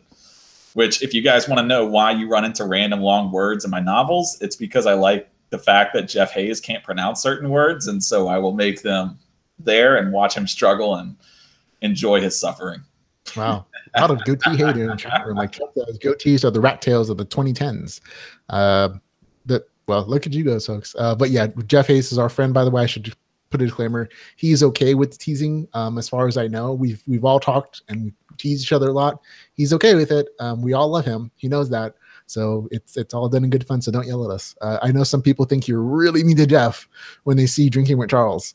He is so mean to me back. Like, Jeff has definitely given me a what for multiple times. I love that about my relationship with him, because most people I have to be really nice to. There's this guy named Dakota who has to be the nicest person I've ever met. Like, in my life, I've never met somebody who is literally like, I just met this guy for the first time, and he's like, let's have a prayer and let's talk about this problem you're having in real life and let me help you out and I can do anything. This guy is like just oozing niceness, and that's wonderful, but I feel like I can't be myself because I'm naturally a snarky, insulting, derogatory person. So I'm sitting here like, well, now I've got to be nice to this guy. And I I've never felt like being nice was an insult, but it feels like I can't ever say anything mean about Dakota because he's such a nice guy. Whereas with Jeff, I could say something mean and he'll say something mean back, and then we'll just go back and forth laughing the entire time having a beer. Yeah, not that you don't like Dakota, though. I want to make sure that's really clear. You like Dakota. Dakota's a nice guy. I love Dakota as a person. He's a great guy. I think Dakota's one of the nicest guys there is. But it's that word nice. It's hard to deal with, especially in a world where I'm taught that every person is secretly a jerk. And so when somebody is this nice to you, you're just like, this can't be real, is it? And then I talk to other people and they're like, no, he's just that nice. He's literally, he's not messing with you. He's literally just the nicest guy you're going to meet. And definitely. He will pun you to death, though. He will absolutely pun you to death. I can keep up. Yeah. Okay. More questions from the audience. We have Eric Rounds, who asked, who would win in a fight between Lee and Darwin? Darwin. Why so? Higher level. Okay, I was thinking like a Lee. I was on Lee's side to be honest. Like he can spontaneously bring out bacon and beer, distract the heck out of Darwin, and just use his mysterious crafting powers and godlike abilities at some point. But Darwin does level significantly higher than Lee I think ever would. Darwin has rage powers. Mm. Um, The power of anger, is that like symbolic of like the strength of a writer? Darwin is my OPMC. And Lee is not. Lee, for all of his OP-ness, and he is slowly getting there because power scaling is, it's becoming a nightmare. It's becoming a nightmare to work with the power scaling on Lee. And so one of the things I'm having to do is move Lee into more of a mage-like role, because as long as he has mana, he has health. And he recoups his health, I think, at like 0.5% or 1% per second. So it's like, it's ridiculous. It's stupid how fast he can regain health. And so to try to deal with the tension or the lack of tension that Book 4 had due to the fact that Lee has power scaled, I have to figure out ways to get him to burn his mana fast. And that's becoming You literally mean burn at this point. Right. I do mean burn, literally. Yeah. That was one of my favorite powers in Book 4, by the way. I was like, oh, nice. Fire breath attack involving alcohol. I was like, ooh, really nice. Darwin can kill things in one hit, and he comes back to life with even more power for like several minutes. So he has several significant advantages that would give him the edge up in combat. And it's because during my first book, I didn't understand how power scaling worked, and I wrote a lit RPG, so I couldn't avoid the power scaling. Like the rules were already set in place, and by the time the end of Book 1 came, I was just sitting here like with my hand against my head, like, dear God, why did I do this? Like, why did I write the rules in a way that they could be abused? And one of the biggest abuses was I wrote it with multiplication and power scaling to an exponential point versus the game world with War Eternus is additive. So the advantage with the multiplication is a level 100 player feels like a level 100 player versus a level 20 player. However, with the additive world, because you're only getting a set experience and it's always going to be proportionally less each level, so that by the time you hit like level 100 to 101, it's less than 1% increase in stats versus the other one where it's like it's going to be higher. So like the difference between 100 and 101 is going to be greater in the Bathrobe Knight than it would between 1 and 2. And then in War Eternus, 100 to 101 is going to be significantly less, like just leagues less than it would be between 1 and 2. And so the additive gives me the ability to eventually scale things down to where the main character is going to be using skills and stuff at the end game versus stats. And at the other book, it's going to be just always stats. Stats are just always going to be really high for Darwin. And that was one of the reasons I switched to Merchant of Tikba, is because I couldn't write a 4th book of the Bathrobe Knight and add any tension. See, there you go, folks. Math matters in lit RPG. There's an actual like mathematical component, and everything he said makes total sense. Because some of us are very crunchy writers and readers, and we enjoy that math stuff. The power of multiplication versus addition. That's one of the favorite parts of this. Chat room says Darwin plus Spoon equals winning. And also will Darwin go Super Saiyan? One of the big things in War Eternus that's my sleeper thing that I don't know if people have noticed is little Ethan is the only character in the entire book that gets a multiplication boost every single level point. So when he goes from level 1 of Initiate to level 2 of Initiate, it's a 5% increase. So he goes from 1 to 1.05 in terms of size and combat ability. But that 0.05 gets multiplied, or 1.05 gets multiplied each time. So by the time he's reached like what's level 20, he's at like 5 times and 6 times like every time he gets scaled up. And I remember one of the times like my editor called up and he was like, it should be a 5% increase. And I was like, yeah, each level is a 5% increase. And he's like, so why is he getting a 27% increase this level? And I was like, because it's a 5% increase over the previous level. And we left that in there because I really am looking forward to little Ethan becoming an actual much more prolific character in the novel. Like I want to have essentially mice, rodent, dragon combos and have them breathing fire and stuff like that. So we're gonna have some real fun trying to figure out how to get the fire added in since they can't channel mana. My hypothesis, I remember in book 1 was like, oh, this Ethan's gonna be like a little golem army at some point. where he's like a super powerful, super important character, and he's gonna make super overpowered. And it looks like you're confirming that in a little bit of what you're saying. Yeah, his combat ability is roughly 4 to 5 times what it was in book 1, and by the time he reaches book 5, which it's coming up right now, and the fact that Little Ethan is constantly there, and Little Ethan gives him. He's also a point where I feel like Lee doesn't abuse Little Ethan properly. No, not nearly enough. He's using him as like a shield and like scouts at this point, when he could really be doing some serious damage. He could be using him as a training point too. He could be giving Little Ethan tiny little swords and having. Oh no, because that's definitely one of the things about Little Ethan. He can train and he can learn at the things that Lee learns out, if I'm not mistaken. Like, so he can learn his own skills and abilities, but Lee has never really abused that, because he's had other things to do with. He's constantly paranoid is why Little Ethan, and I call him Little Ethan because that's his name. Chet Sandberg asked, like, why do I keep calling him Little Ethan? His full name is Little Ethan. That is exactly what he got named at the beginning. Little wasn't an adjective. That's actually part of the name, the same way you call somebody Little Tony. Wait, do you guys call people like that where you're from, or is that just Little Tonys? Like, do you have like people where you add in an adjective to their name and it becomes part of their name?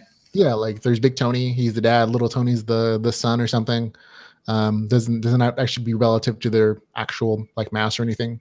Yeah, and it becomes an ironic point when the 5-year-old kid who was called Little Tony grows up into like a 300-pound guy, and you're like, he's Little Tony. Little Tony. Yeah. So no, his name is Little Ethan.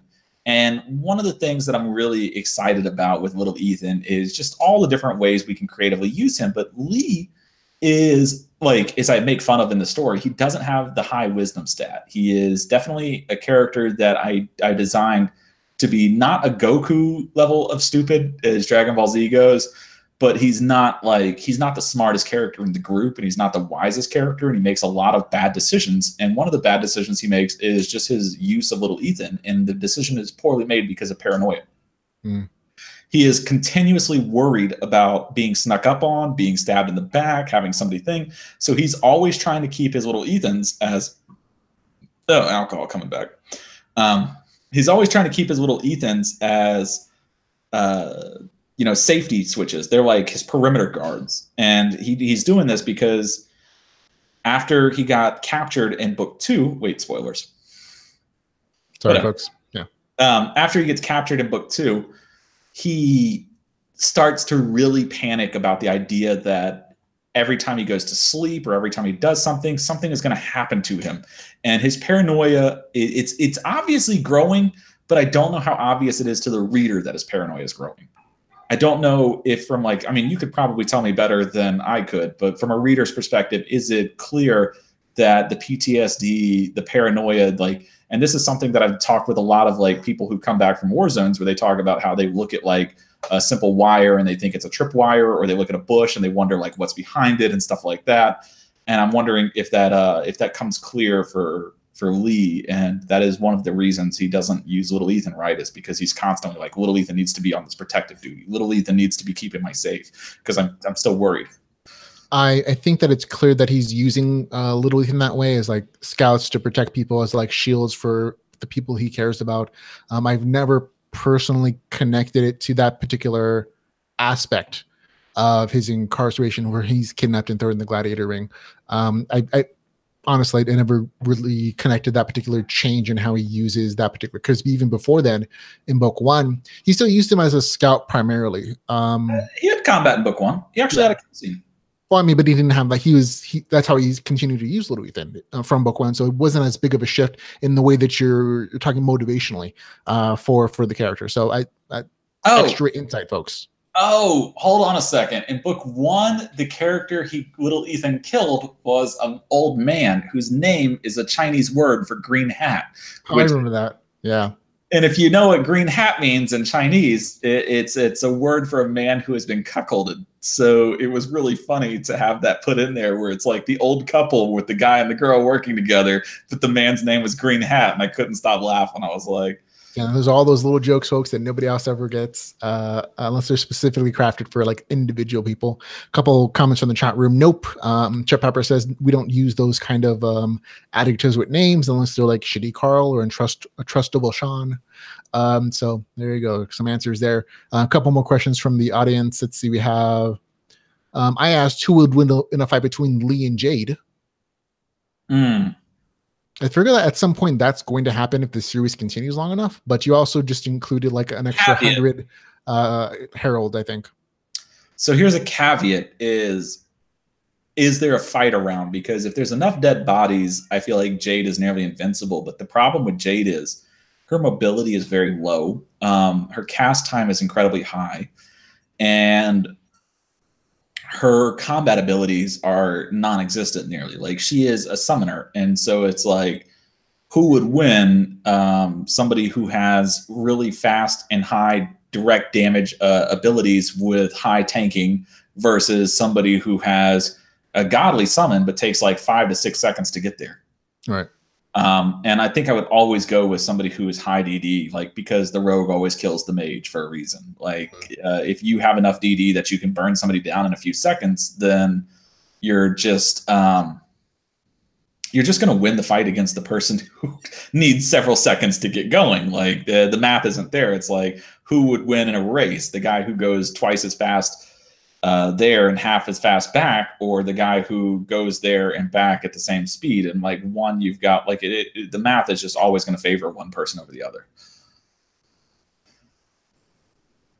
No, perfect. Yeah, I definitely agree with you. Kind of depends situationally on the question. See, next question we have is from Cindy Co-op again. Which Muppet do you most closely resemble and why? Which what? Which Muppet? Which Muppet do you most closely resemble and why? I don't know Muppets that well. Oh, okay. Well, we have a couple of big contenders. This was honestly a surprisingly contentious point in like the chat or in the Facebook group where we were talking about this. I'll pull up a couple pictures, but I think we kind of agreed on like two particular characters as being the ones that most closely resemble you. We have Animal. We have Sinister Sam. And we have Sweetums. So Sinister Sam is this character, if you can see us in the video chat, in the video portion of this. And I chose Sweetums mostly because I feel like I'm drawn to Sweetums just because of like the decorations on them. Yeah. I figure like, oh, your beard kind of grows into your chest hair a lot, and I've seen it. It kind of just blends in. So I figured Sweetums is better. Plus, he's more of a ladies' man according to this picture that we're showing here. But Eric Round thought it was Sinister Sam, which is a cowboy-esque murder hobo. Can I mention that Cindy Co-op is a great person? Like, she has a really cool fascination with birds that I find absolutely endearing. And I've learned more about pets and animals, which is really helping my writing from her than I thought I would. Like, good. I didn't know. Very nice, yeah. I didn't know exactly how needy certain birds were because intellectually, apparently, they're like 2 or 3 year olds that just never grow past that phase, which why would you ever want to torture yourself by owning a 2-year-old that never grows up? Like that sounds horrid. But there's just a lot of cool facts about avian stuff that Cindy is just a pro on. And I think I'm going to give her a shout out on that. Great. Yeah. So there you go. Shout out for Cindy. Elric says Beaker is a good I would have gone with Animal, honestly. Like he plays drums and I was a drummer for a long period of time. Another one is Snuffleupagus. So all kinds of suggestions for hairy versions of you. And the bird will probably outlive you. Yeah, there's actually birds that live to 90 years old. And I mean, I'm a very healthy guy with a lot of healthy habits. Yeah, as he downs the alcohol in his bathrobe. Yep. And he adds it to the collection on the floor. So yeah, I have a collection on the floor, but I'm not going to pull it up here because it's okay. I believe you. I know. We've done enough drinking with Charles at this point. We're like, everybody kind of understands. I had to hold myself back because I thought about using the goblet this round, and I was like, no, if I use the goblet, I'll drink it too quickly. Well, there you go, folks. Let's see what else we have here. Who is your nemesis? M.A. Carlson asks, who's your nemesis other than Ramon? That's a tough one.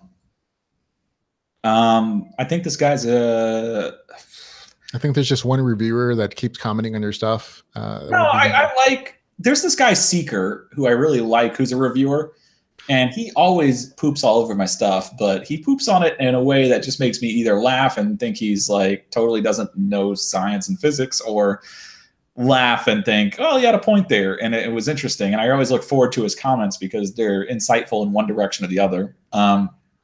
So I'm never really hateful on bad reviewers that are consistent. Like a lot of the reviewers that have given me negative stuff, but they read every single one of my books I like.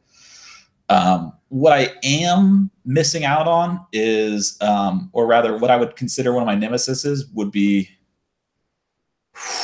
God, this is tough. Carpal tunnel. Carpal tunnel. I have carpal tunnel, and I have trouble writing more than 4,000 words in a day without incredible amounts of pain, because I used to type 400 plus words a minute, and I would type an average of 417. And these were 4-character words, because these were for one of my first jobs was I would type, well, this is after construction, during college, I would type up accident reports for Texas. And so anytime you got in a fatal accident in Texas, I was the guy who would type up your report, because the police would write it in terrible handwriting, and then I would transfer it over from terrible handwriting into decent text. And then there would be 2 people to check my stuff, and you got paid per document and docked per error. So wow. Yeah. Most of it was 4 words, 5 words, 4 characters, 5-character words, and I would average between 415 to 417 for like the first 2 or 3 months, and then it just dropped down to 100. And now I barely type 115 words per minute because it just hurts. It's really painful. You're not supposed to type that fast, and the need for money had driven me at the beginning, because I was starting up a business where I would sell balls door to door, and I needed the money badly to get the inventory going. Mm-hmm. No, BAWLS. Oh, okay. Do you need a picture of it? No, it's okay. We won't show those on the podcast. It's okay. It's an energy drink, and the distributor would charge me, if you bought less than 5 crates, you had to pay like a ridiculous fee. But if you bought over 5 crates of it, you had to pay less than 1 penny per crate in shipping. And it was really good. And you would pick them up from CompUSA, and we would sell them door to door with the distributor's license. Right. That was my first. That was the first business I started. Yeah, the chat room is definitely not sympathetic towards your like 4K words. I think Chet Summer says like, "Oh, crocodile tears, 4,000 words a day." Oh no. Well, this is including 4,000 words, including anything I text or type or Facebook conversations. All of these go into that. Okay. There's a very hard limit in how much I can use a computer a day.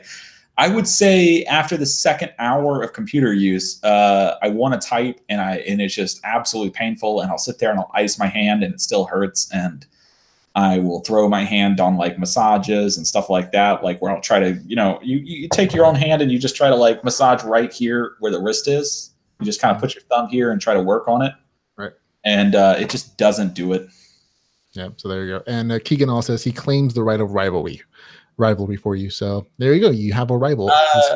It's not abstract. Keegan is not getting the right of rivalry, because he and I are beard bros, and if he wants to get the right of rivalry, he has to renounce his beard brother. That definitely sounds like a different kind of podcast, Beard Bros. Next question. Why do you hate coffee? Taste. I have taste buds. There you go. What is your favorite beer? That's a tough one. So I really like the Sam Adams Winter Lager and the Sam Adams Oktoberfest. I think they're really great beers in terms of like what's really drinkable. And I'm going with mass beers because I used to have micro beers that I loved a lot, but you can't get them everywhere. So when I'd be like, oh, I'd go to a new area, I would find myself just unable to drink my beer. And you will eventually develop a taste for a specific beer if you drink it enough. Like it tastes like home. And I like that feeling of drinking a beer that tastes like home. I don't know if that makes sense to you. So I ended up switching to Yuengling because it's really drinkable. It's very light. It has a low alcohol content. You can just sip on it all night long. It's not really going to affect your mood, your sensibilities. The Winter Lager from Sam Adams is absolutely delicious, but it's seasonal. And Oktoberfest from Sam Adams is probably one of the best, but it's also, again, a seasonal one. And then the Sam Adams regular one just loses out in every sense to Yuengling. So why bother? Which Yuengling is where the name Ling comes from, because her father is named Mr. Ying.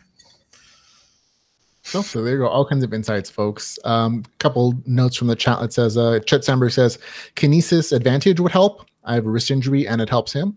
Emmy Carlson says, burnt water is equal to coffee. So There you go. Yeah. So, Chet, I actually have a keyboard because there's this guy called Michael Scott Earl who is a saint and a wonderful man and a great person. And when I told him about my carpal tunnel issue, he said that he had similar issues with writing a lot. And he actually helped me pick out a keyboard that was perfect for me. And I use it, but the problem is it's a column keyboard, so it's really hard for me to type out without errors, and I end up slowing myself down, and it's a nightmare to use some. I can't do Dragon because it hates the way I talk, especially when I'm slurring because I've been drinking. I would imagine the slurs from drinking would be the biggest issue, yeah. I mean, right now I've drank, this is my second bottle of wine for the day, and I am almost finished with it. It's a really happy day for me because I haven't drank in a week. And so this is like, yay. Oh, happy days. We can drink till we pass out. Yeah. Well, I was going to drink yesterday. My wife bought 2 bottles of wine and she used one for cooking and then half of the next one for cooking. And then she touched the other half. And I was like, God damn it. She's like, it's super cheap $5 wine just meant for cooking. What are you doing with it? And I was like, I don't give a damn. I want my wine. There. I don't have a problem. More insights than you were expecting, folks, from the author interview. Okay, we have a couple more questions. If you could get drunk with any Lit RPG author, who would you pick and what would you drink? So I've gotten drunk with nearly every one. So I'm going to assume that this is a new author. Sure. And out of the new authors, I would pick William Arand, but he hates drinking. So I can't drink with him. And that leaves just a few left over. And I think if I really could pick an author that I would get to have a drink with, I think Michael Scott Earl, or he's not a Lit RPG anymore, is he? He wrote one Lit RPG series. I still consider him part of the community because he has the Lions Quest series. He said he plans to finish it at some point, but he also says it's his least financially successful series. So he'll get to it eventually. But he's a really nice guy. He's really fun to drink with, yeah. I think Michael Scott Earl is one of my favorite authors of all time. He's a great guy. I every time I talk with him, he's one of those people that won't talk with you for a very long time. He's going to have a very short, brief conversation with you, but he's going to try to cheer you up during that conversation. So no matter what you're doing, he's going to cheer you up and then he's going to blow you off. It's like he brings your mood up and then he's like, good, now I've done my job. Have a nice day. And I like that about him. Nobody does it smoother than Michael Scott Earl. He's like, hey, are you having a good day? I hope you're having a good day. Now have a good day. And you're like, wait, what? I said good day. I would love to have a drink with him. And I know this one's going to be a little bit controversial, but I would like to get drunk with Kong and ask him what the hell on a few subjects. I think he's like, I met Kong once in Atlanta and I didn't have a bad time drinking with him. I just want to ask him what the hell when he's actually drunk, like with the trademark issue. Like, what were you thinking? No, I'm sure there are lots of questions you could ask him. He's generally a very nice, personable man when you meet him. So I know a lot of people have had interaction with him. I'm sure you'll get a chance to talk to him at DragonCon. I met him at DragonCon and I had questions because he's done some things that I'm like, I don't understand. I just don't get. Like, it doesn't seem like they put him in any positive way. Like, it's not like a move forward. It doesn't endear him to the community. It doesn't get him more readers. I'm just like, why are you doing this? And I want to understand. And I feel like if we were to share a bottle of alcohol, and we were to sit down and we were to hash it out, I would at least understand. I might not walk away being like, oh man, Kong is the best guy ever. Or Kong is the worst guy ever. At least I would just have an understanding of what the hell went through his head on certain decisions. So that would be my other one. And I'm only mentioning him because we haven't had a chance to really drink together. And he has bought me a beer, so I feel like I'm indebted to at least drink with him once and see what the hell. Like, I don't know. That's probably the most controversial thing I can say because I know that the Lit RPG community is really divided into the love Kong and the hate Kong group. And I don't know Kong, so I don't know what to do with that one. So that's one of the ones I would pick. I think those are all fair statements and a fair description of some communities. Personally, no hard feelings towards Kong myself. I've always had pleasant interactions with him whenever I've had a chance to talk to him or meet him, with the exception of a few recent ones. But yeah, well, there you go. So can I say this? Probably not. So we'll have one more question for you, and then we'll log off for the night, since it'll be about 2 hours at that point. Stopping me though. We'll go. Will you be attending Dragon Con 2019? So people have a chance to meet you if they happen to attend the Dragon Con in Atlanta, Georgia in 2019. It depends how well my books sell. That's always the case. Really well, I'll see you in 2019. If they don't sell well, is what it is. Are you sure I can't say it? Yep, I'm fairly sure where you're going to go with that, but it's okay. So 2019 Dragon Con is a place you can meet Charles Dean. We'll have probably have another Lit RPG booth there at some point. And so there'll be also be other places where you can probably meet Charles up and myself and other Lit RPG authors. It's one of my favorite times of the year because I get a chance to meet so many great, amazing Lit RPG readers and Lit RPG authors. It's kind of the one place in, one of the few cons where like a lot of people will go and meet, and it's a great gathering place. So hopefully we will have some other things around the United States at different points of the time where other liturgy community members can meet and gather. I know recently there was one in Las Vegas, and that was also fun to meet a bunch of liturgy authors. So hopefully more things in the year. So I think we'll end about here. I think it's been about 2 hours. That's a good amount of time. If you want something else to say, man. I got two things to say. First off, we need to do a Lit RPG Con. I talked about before.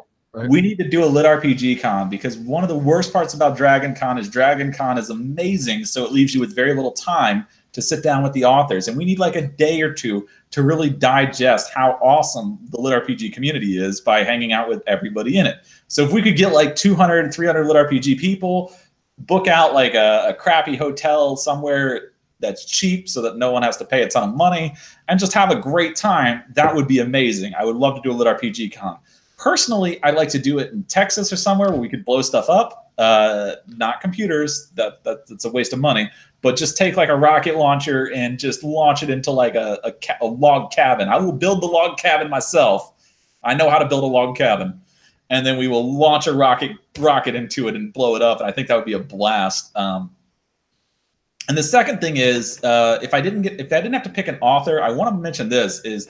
I have loved every single person I've met and drank with that was a moderator of the Lit RPG or the Game Lit or any of those communities. Because those people are like the diehards of those communities, and I would really, really enjoy having like a full-on drunk fest with all of the moderators from all of the different Lit RPG, Game Lit, and something. Because Camilla is a blast. He's not a moderator. But Camilla's a blast. Nicholas is a blast. All of the people that I have actually met, sat down, and had a drink with were just amazing. So I'd love to just get all of them together and just have a drink. So that would be a dream. No, I absolutely agree that I think the central location, Las Vegas is always pretty popular. Lots of hotels there with spaces for convention sites or just like side rooms. I don't think that Texas would be too expensive to do something like that. And just pick a hotel, make arrangements for like a conference room or something, and just do a meet and greet for everybody, and just authors get drunk later or something. I think it would be very, very easy or very reasonable to like set up, to be honest. The reason I would pick Texas is because of the laws on weaponry. And one of the things that if there is one thing that Lit RPG is, it is a violent genre. There's not like... What is it? Level Up is probably the only non-violent one that I can think of. Does it have violence in it in Level Up, the office worker guy? There was a boxer, and he did some boxing in there, I think. Yeah, it's not really the violence that we're thinking of with normal genre. No, there's some boxing in there, I think. If you have to think of the same one you are, but yeah, there are a few. Not much violence in there, but yeah, I guess I understand what you're saying. Texas would fit more thematically to the genre. Yeah, so. Texas would be great thematically because we could have more looser weapon restrictions. There's more. Oh, you mean when like people bring in from like out of state their own weapon collections, like their sword collections for certain authors of ours, or knife collections? Yeah, it would be fun to see like people bringing their weapon collections, bringing the weapons in, renting weapons that we could use that we wouldn't use on like an RPG. Again, that's something I could never justify using individually, but if as a group we decided we were going to pay and rent an RPG, and then we were just like, you're lighting your face up. Tell me if that wouldn't feel amazing. That would seem very fun. I'm like, oh yeah, you could probably only do that in Texas. You're absolutely right. And then the alcohol laws are a lot looser in Texas. And like, for instance, in Ohio, I love Ohio, but you can't bring alcohol in really, and you can't bring alcohol out. So like the amount of alcohol you'd be able to bring with Ohio would just be drastically reduced. Then the next thing you got the advantage of is that it's really cheap to get flights in and out of Houston because it's a hub city in the U.S. Right. Like it's directly center of the U.S. So most people who don't require a passport would easily be able to reach Texas with minimal cost. There's several authors who are already living down there, so it wouldn't be a big deal for them. So you've already got authors living down there. You've got really cheap hotels. You've got easy access to weaponry. You've got loose laws with weaponry. You've got loose laws with alcohol. You have lots of space, and that's like a big issue. Is I don't know about you guys, but my ass is a fat motherfucker. Part of my language. I am all sorts of big, and so when I have to go to places that have tiny seats and tiny this and tiny that, and they're built for these Yankees who are all healthy, and I'm like, really? You're gonna do this to me? Like, don't make fun of me because I love food. And then the next part is Texas has some great steaks, and I'm gonna be honest. I love meat, and I like the idea of going to a place that raises cattle. That would be awesome. Just like, I mean, hasn't everybody secretly loved being a butcher, killing a cow, hanging it upside down, and carving off a fresh steak yourself? Yes, there you go. So great reasons to have a Lit RPG convention in Texas there, according to Charles Dean. So that'll be the end of the official author interview, folks. Thanks for hanging out with us. Thanks does Texas have cheese? Being in chat room. I'm sure Texas has cheese. I'm pretty sure it's a state with cheese. Is it expensive cheese? Couldn't tell you. Haven't been in Texas yet. I have to bring my own cheese. You can ask some authors who live there. I'm sure they'll be able to tell you. But of course, we'll be able to leave the show notes, all the places you can find Charles Dean on Facebook in his Spoiled Rotten Readers group there, and also his author Amazon page. All the book links to all his series will be in the show notes, including Goodreads. So if you plenty of places to find the author. So Charles Dean, thank you very much for taking the time out of your busy schedule to take part in the interview. It's always fun to talk with you. I know we'll talk afterwards, but everybody in chat room who's hanging out here live, also thank you for hanging out with us and for talking and for having so many amazingly interesting questions. I genuinely thank you guys for showing up, and for all the hosts who are, of course, watching this, the audio version, the video version, and curse later. So thanks everybody. Thanks for hanging out. And for Lit RPG Podcast, I'm Ramon Meehan. And Charles, if you want to say goodbye to everybody. Yeah, and one other thing too is if you guys ever drop by the Discord, feel free to give me a shout out. I'll always be on the Discord. I just won't always be paying attention. And I hope you guys have a great day. Yep. Thanks, everybody. Also, hold on. Go ahead. I only got a little bit of the wine left. Let me kill it. There you go. Chug, chug, chug, chug. No, that's more than I thought. I've got another 3 or 4 swallows, so I'm going to finish that. Never mind then. Okay, everybody, thanks a lot. And you guys have a good day, okay? Bye, everybody. Bye-bye.